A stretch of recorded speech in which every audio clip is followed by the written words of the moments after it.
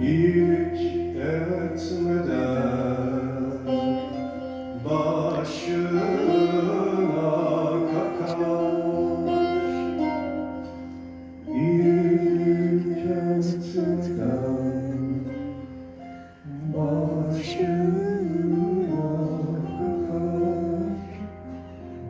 Yine muhabbete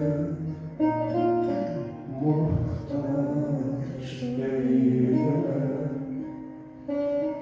muhtaç eyleme. Yine muhabbete muhtaç eyleme, muhtaç eyleme.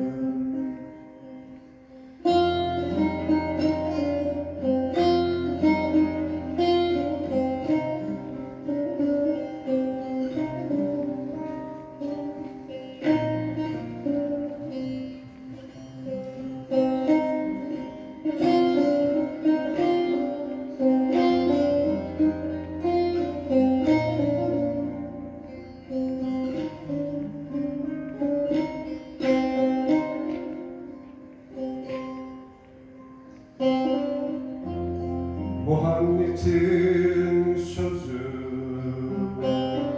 pareli oktur. Muhammed'in sözü pareli oktur. Lütfuna keremet ihsan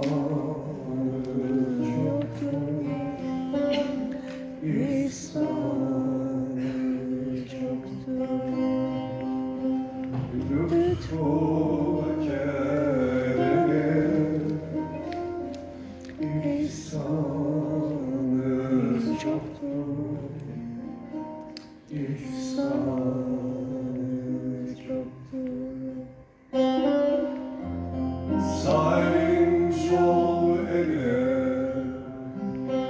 faydası yoktur. Sol elin sol ele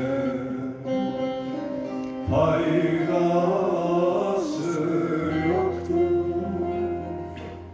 Yine rahmete muhtaç eyleme, muhtaç eyleme.